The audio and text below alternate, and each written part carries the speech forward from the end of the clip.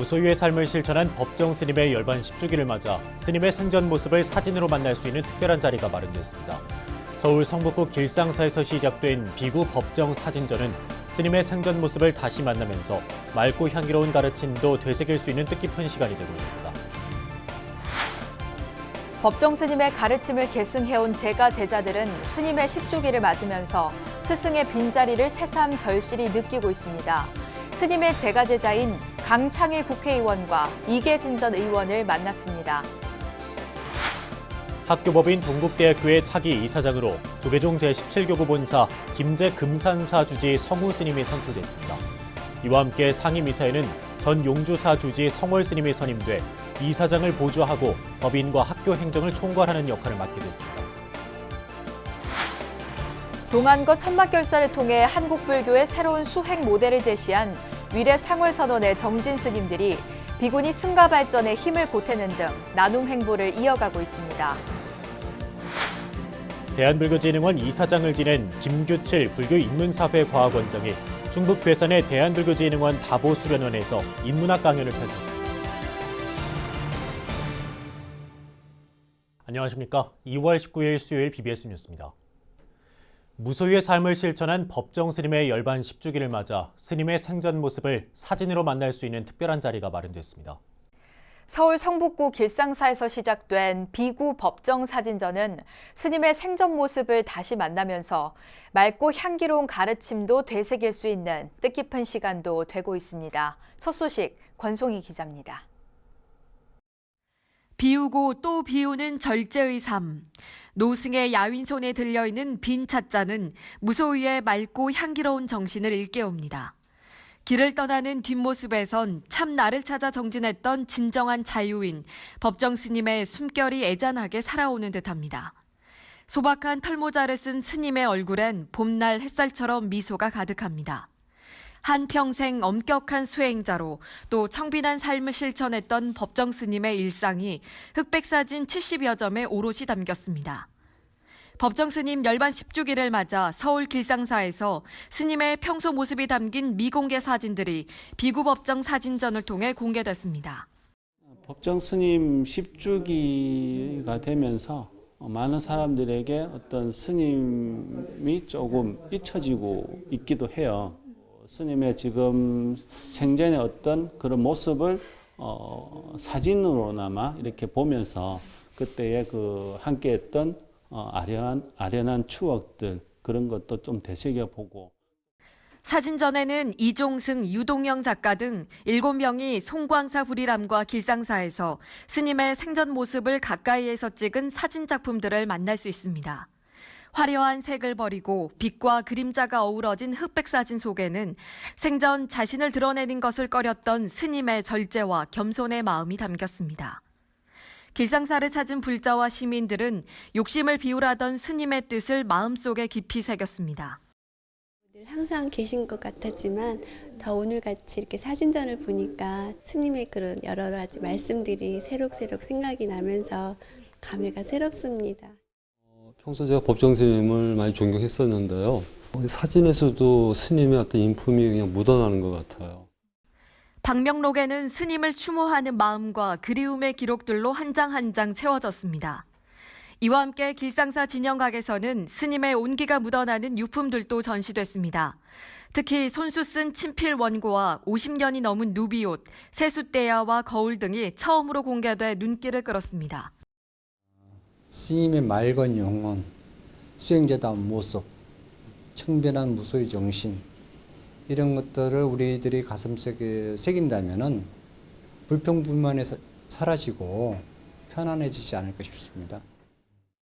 무소유의 삶으로 탐욕 가득한 세상에 큰 울림을 준 법정 스님의 사진전은 스님의 양력기일인 다음 달 11일까지 만나볼 수 있습니다. BBS 뉴스 권송입니다. 10년 전 깊은 울림을 남기고 입적한 법정 스님. 스님이 아끼고 사랑했던 제가 제자들은 스승의 빈자리를 절실히 느끼고 있는데요. 유신 독재 시절 민주화운동에 앞장섰던 스님의 모습을 떠올려보고 무소유 읽기 모임을 만들어 스님의 가르침을 오래도록 곱씹어보기도 합니다. 스님의 제가 제자인 강창일 국회의원과 이계진 전 의원을 김호준 기자가 만났습니다. 법정 스님의 말과 글은 시공간과 종교를 초월했고 저서 무소유는 정치권의 애독서였습니다. 이제 스님의 가르침을 더 이상 직접 듣지 못함에 진한 안타까움과 아쉬움을 느낍니다. 과거 법정 스님은 반유신 운동에 나서면서 젊은이들에게 사회 참여 의식을 일깨웠습니다. 서울대 불교 학생회 시절 스님과 인연을 맺은 강창일 의원도 그중 하나였습니다. 저는 법정 스님의 영향을 참 많이 받았어요. 어떤 70년대에 불교가 산속에 있던 불교가 참 저작거리에 나와서 이 현실에 나와서 올바른 얘기하는 그 가르침이 저를 계속 민주화운동가로서 저를 만들어내는 계기가 되었죠. 75년 10월 불이람에 들어가기 전까지 스님은 불교계를 대표하는 사회활동가였습니다. 불교계에서 유일하게 법정 스님이 민주주의 회복 국민 모임인가 이런 단체가 있었는데 불교계 학생들은 참 우리의 참 큰 스승님을 만나게 돼서 열광을 하고 스님을 보러 갔다가 인생의 반려자를 만나는 우연으로도 이어졌습니다. 근데 눈이 엄청나게 쌓였어요. 그때 이제 어떤 여학생이 막 넘어지고 해서 이 대나무로 같이 내가 안내해 줬어요. 그게 인연이 된 게 저희 집사람이에요. 무소유 가르침은 생활운동으로 번지고 있습니다. 유발상자인 이계진 전 의원을 중심으로 무소유 읽기 모임이 시작된 건 3년 전. 그 책 속에 담겨있는 스님의 생각을 항상 다잡으면서 생활 속에서 실천하는 것. 그게 오히려 스님을 사랑하고 존경하는 마음이 아닐까 그렇게 생각합니다. 만약 스님이 정치인들에게 전하고 싶은 무소유의 지혜는 무엇일까? 마음을 내려놔라. 그리고 마음이 흘러가는 대로 한번 제대로 해봐라. 스님이 계시면 아마 그걸 바라지 않을까 생각합니다. 상대를 늘 배려했던 스승의 자세를 제자는 잊지 못할 기억으로 꼽습니다. 카페를 데려가시더니 맥주를 시키시는 거예요. 어이 들어요. 나는 전생에 많이 먹었어. 우리가 맥주 한잔 하고 싶다는 생각을 간파하시고 우리에게만 마시게 하시는 그 마음, 이건 큰 사랑이셨습니다. 시대의 스승이었던 법정 스님을 따르고 배우는 이들이 늘어날수록 맑고 향기로운 정신은 우리 사회 곳곳에 피어날 것으로 보입니다. BBS 뉴스 김호준입니다. 법정 스님의 맞상좌인 덕조 스님이 스님의 원적 10주기를 맞아 BBS 불교 방송을 방문해 이선재 사장과 환담을 나눴습니다. 덕조 스님은 이 자리에서 BBS 불교 방송이 법정 스님의 특집 추모 방송을 편성해줘서 고맙다며 앞으로도 불자들이 원하는 콘텐츠를 많이 만들어달라고 당부했습니다. 이에 대해 이선재 사장은 앞으로도 법정 스님의 정신과 가르침을 널리 알릴 수 있도록 노력하고 미디어 포교 활성화를 위해 최선을 다하겠다고 답했습니다. 한편 BBS-TV는 법정 스님 추모 특집 다큐멘터리와 특별 법문을 방송하는 데 이어 법정 스님 입적 10주년 추모 법회를 오는 21일 오전 9시 등 3차례에 걸쳐 방송할 예정입니다. 학교법인 동국대학교의 차기 이사장으로 조계종 제17교구 본사 김제 금산사 주지 성우 스님이 선출됐습니다. 이와 함께 상임 이사에는 전 용주사 주지 성월 스님이 선임돼 이사장을 보좌하고 법인과 학교 행정을 총괄하는 역할을 맡게 됐습니다. 보도에 류기환 기자입니다. 동국대 이사장 법산 스님이 이사장 소임에서 물러난 다음 날 열린 동국대 327차 이사회. 이 자리에서 만장일치 추대로 제17교구 본사 김제 금산사주지 성우 스님이 새 이사장에 선출됐습니다. 동국대 동문 출신으로 그동안 학교 발전에 꾸준히 기여해온 데다 종단 최고 교육기관 이사장이라는 중책을 맡아 학교 발전을 이끌 적임자라는데 이사회 내부의 이견은 없었습니다.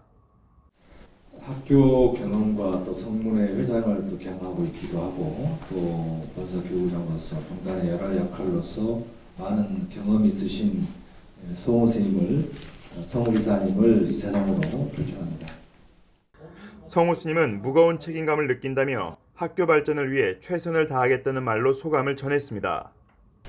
눈꽃을 보니까 마음이 더 포근해지고 정말로 이제 겨울이 가는구나 하는 아쉬움이 남습니다. 온 세상을 밝고 기쁘게 그렇게 만드는 이사장이 될 것을 소원하면서 성우 스님은 지난 1976년 전 총무원장 월주 스님을 은사로 출가해 1981년 동국대 불교대학 승가학과를 졸업했고 동대 대학원에서 석박사 과정을 수료했습니다.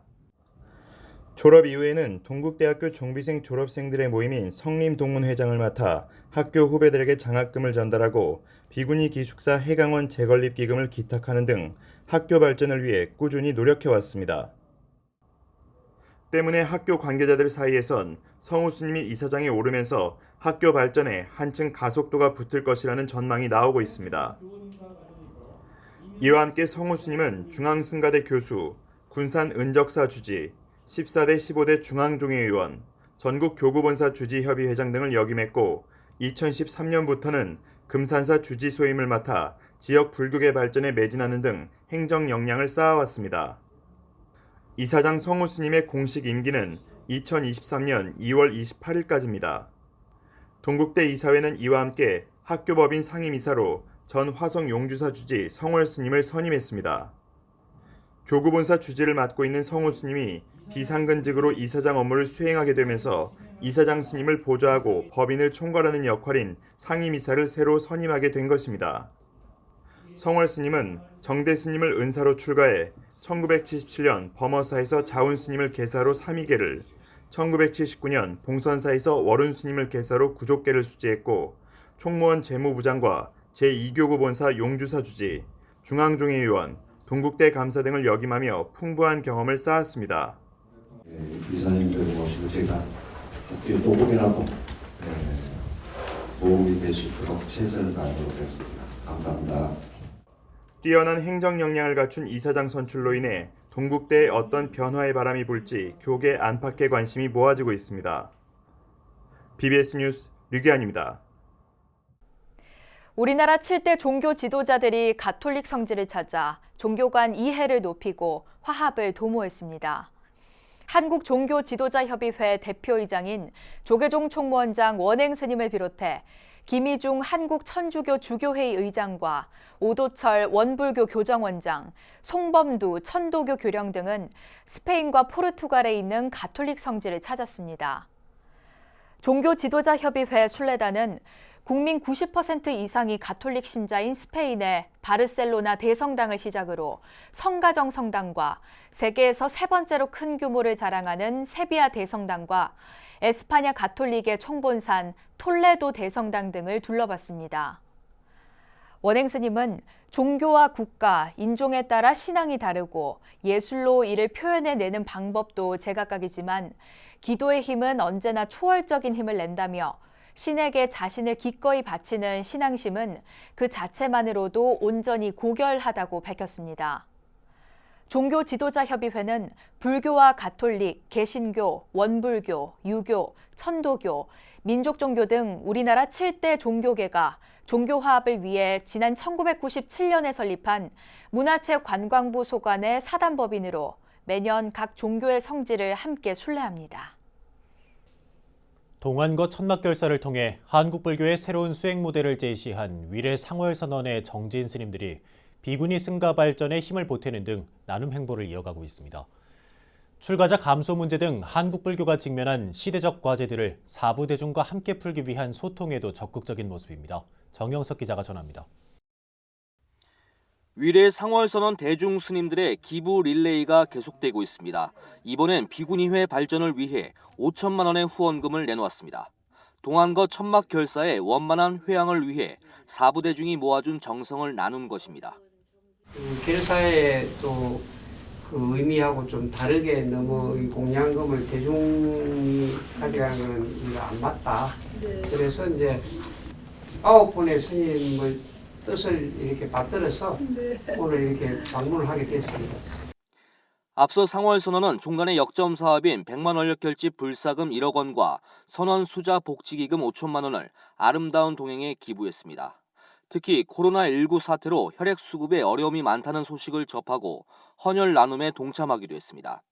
상월선언은 마스크 10,000개와 손세정제 1,000개를 조계종 사회복지재단에 후원할 계획으로 감염 위험에 노출된 소외된 이웃들을 돕는 데도 적극 나서고 있습니다. 이처럼 불교의 가치와 존재를 세상에 알리는 상월선언 정진 대중들의 나눔 행보는 당분간 이어질 것으로 보입니다. 스님께서 5천여 명의 비군 스님을 뜻을 상월께서 뜻과 함께 하겠다는 그런 결의를 보여주셨기 때문에 저희들도 안에서 이렇게 묵은 중이었지만은 스님도 그런 어떤 응원의 메시지를 듣고 굉장히 감동했었습니다. 이번 계기로 아무튼 불교가 새롭게 중요한 계기가 될 것 같습니다. 상월선언 정진 대중들은 탈종교화 현상과 맞물린 출가자 감소 문제 등 한국 불교가 직면한 시대적 과제들을 해결하기 위한 소통에도 적극적입니다. 한국 불교의 한 축인 비구니 승가와 함께 종단의 여러 현안을 어떻게 풀어나갈지 관심이 모아지고 있습니다. 우리 비구니 승가는 아주 격감하는 이 출가자 감소에 어떻게 지켜갈 것인가 이게 굉장히 저는 고민스럽습니다. 그래서 기존의 비구니 승가를 다시 한번 잘 이렇게 추스려 가지고 책임감을 같이 공유하고 지구상에서 유일하게 불교가 안 들어가 있는 아프리카 쪽에서라도 우리 저희들 어쩌면은 사민이 스님들, 사미 스님들 모셔와야 될 시점이 되지 않았는가 이런 판단 한번 해봅니다. 상월선언 대중 스님들은 한국 불교의 중흥과 온 세상 평화 등의 이른바 4대 결사 정신을 세상 속에서 몸소 실천하고 있습니다. BBS 뉴스 정효석입니다. 우리 시대의 힐링 멘토 법륜 스님이 종교 간 협력과 평화 실현에 기여한 공을 인정받아 일본 니와노 평화재단의 37번째 니와노 평화상 수상자로 선정됐습니다. 니와노 평화재단은 법륜 스님의 훌륭한 인도주의 활동, 환경과 사회 행동주의, 종교와 문화가 다른 사람들 간의 신뢰와 선의의 관계를 구축하기 위한 고무적인 노력을 인정해 제37회 니와노 평화상을 수여한다고 발표했습니다. 시상식은 오는 6월 3일 일본 도쿄에서 열리며 법륜 스님은 상장과 더불어 메달과 상금 2천만 엔을 받게 됩니다. 니와노 평화상 위원회는 법륜 스님이 종교가 다른 사람들, 특히 기독교인들과 협력하며 불교의 틀 안에서 평화를 증진하고자 오랜 세월 광범위한 노력을 기울여왔다고 언급했습니다. 니와노 평화재단은 1978년 세계 평화 실현과 평화문화 증대에 기여하기 위해 설립됐습니다. 한국불교문화사업단이 코로나19 예방과 확산 방지를 위해 템플스테이 홍보관 등 운영시설에 대한 대대적인 방역을 실시했습니다. 문화사업단은 사찰음식 전문점 바루공양을 시작으로 사찰음식 교육관 향적세계, 한국사찰음식 문화체험관, 템플스테이 홍보관과 사무관에 대한 집중소독을 마무리했습니다. 한국불교문화사업단은 1월 말부터 운영시설 입구마다 손소독제와 예방주의 안내문을 비치하고 손잡이와 스위치 등 외부 접촉이 많은 곳을 수시로 소독하는 등 발빠르게 대응해왔다고 밝혔습니다. 문화사업단장 원경 스님은 국내 최대 방역업체 세스코를 통해 소독 작업을 마쳤다며 모두가 안심하고 템플스테이와 사찰음식을 체험할 수 있도록 더욱 강도 높은 관리 체계를 유지하겠다고 말했습니다. 대한불교진흥원 이사장을 지낸 김규칠 불교인문사회과학원장이 충북 괴산의 대한불교진흥원 다보수련원에서 인문학 강연을 펼쳤습니다. 인류 문명의 진화와 종교란 주제로 열린 강연 현장을 청주 BBS 연현철 기자가 취재했습니다. 충청북도 괴산군 청천면에 위치한 다보사, 명상수련 등을 위해 다보사 한켠에 마련된 다보수련원. 다보수련원에 모처럼 괴산 지역 주민들이 모였습니다. 김규칠 불교인문사회과학원장의 인문학 강의를 듣기 위해서입니다. 대한불교진흥원 이사장과 BBS 불교방송 사장 등을 지낸 김 원장은 지난 18일 인류 문명의 진화와 종교라는 주제로 불자와 인근 주민 30여 명을 대상으로 강연을 했습니다. 불교의 핵심 사상하고 그다음에 불교가 어떻게 이 자연 보호라든지 생명 존중 사상에 기여할 수 있는가? 그다음에 현대 문명의 전환, 문명의 전환과 미래의 발전을 위해서 불교가 어떤 사상적, 정신적으로 기여할 수 있는가? 이런 좀 더 현대적인 주제를 가지고 강의할 생각인데. 김 원장은 관념적 지식 습득 위주가 아닌 실천 종교인 불교의 생활화를 통해 행복을 찾는 방안에 대해 청중들과 소통했습니다. 지방의 주민들하고 소통도 하고 강의도 하고 그렇게 하려고 생각하고 있습니다. 우리 불교인들 같이 한 마음으로 우리 불교를 우리나라의 지방에 더욱더 전파하는데 마음을 같이 했으면 좋겠습니다.